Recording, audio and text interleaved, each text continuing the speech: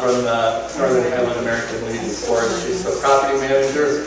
And I have biographies over here for everybody on the table, so I'm not going to go into a lot of detail about their background and stuff, but take a look at them. They have some amazing speakers.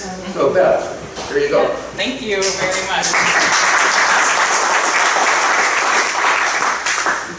I'm not sure if I really need this microphone because I'm a loud talker, so I might set it down if that's okay. Can everybody hear me okay? Yeah. All right, wonderful.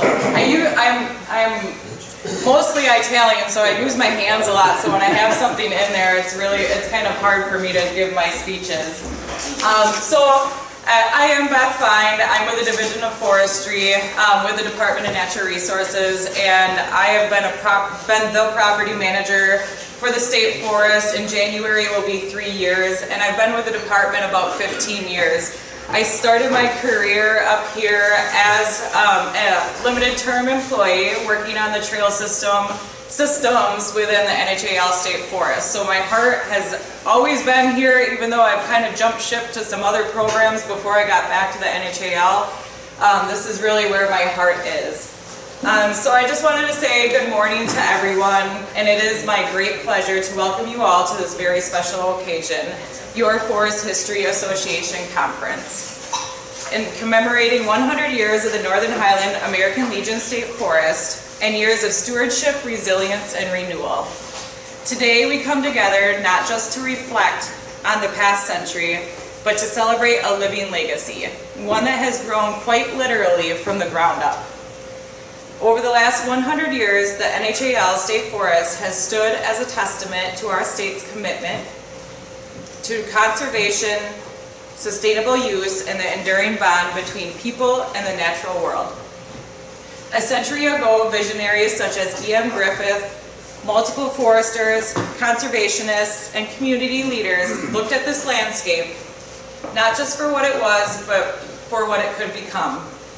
Their efforts laid the groundwork for what we now treasure: a vibrant ecosystem, a rich historical record, and a resource that continues to serve, inspire, and educate.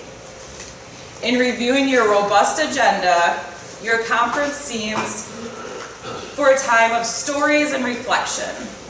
It is a time to explore the pivotal moments that shaped our forest's identity, from the earliest logging days and replanting efforts, to battles over protection and access, to the ongoing work of balancing ecology, economy, and recreation.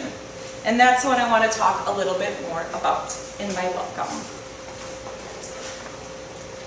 So the NHAL State Forest covers 3 counties, as many of you know: Oneida, Vilas, and Iron counties. We have 236,000 acres, which is larger than the state of Rhode Island. This map really doesn't do it justice, and I wish I could have found a better one, but it is the largest state forest in the state of Wisconsin. Our boundaries touch about 15 townships. We have about 900 lakes, 146 boat landings on some of those lakes throughout the state forest. We have 290 miles of rivers and streams, and we estimate over 3 million visitors come to the NHAL State Forest every year. We hold numerous partnerships with local clubs, groups, businesses, and communities, thank you, John, for things such as hiking trails, biking trails, heart of Vilas County, snowmobiling, ATV, UTV trails, cross-country ski trails, and I could go on and on. Our forest is dominated by aspen, fir, red, white pines, oak, northern hardwoods, hemlock, and black spruce. We hold a robust forest management plan and is continually and carefully managed as a working forest. Thank you, Tom. Our state forest encompasses 30 state natural areas. We have 859 miles of open and drivable roads. We have 400 miles of snowmobile trails open seasonally. We have somewhere between 300 and 500 roads behind berms or gates throughout the state forest, and we maintain 360 gates. So just some fun facts there about property management. So you could ask, well, what are our drivers? Maybe not these kind of drivers, but what are our economic drivers? As I said, sustainable forest management and the forest products industry. So we have paper, pulp, manufacturing, which Tom will likely hit a little bit more on later, so I won't go into that. We have ecological services, so that's our water quality, our mineral rights, and again, sustainable management and research. And we also have one of the also big things that help communities in the area, which is tourism and recreation. And I'll touch a little bit further on that since I know Jim will be touching on historical side of things and Tom will be talking about our forest management. So recreation on the NHAL State Forest holds endless opportunities. And it is and always has been an important economic driver for the area. Townships and businesses would likely have major shortfalls if people did not choose the NHAL State Forest for a place to recreate, vacation, or have their second homes. We have camping, we have hiking, we have biking, we have fishing and hunting, and again, so on and so on. And recreation, such as fishing and hunting, were likely one of the first major draws to the area, along with health benefits of being outdoors. So the Conservation Commission around 1929-1930 named this area the Northern Forest State Park. Wilderness camping and fishing was a major draw to come to this area in that time.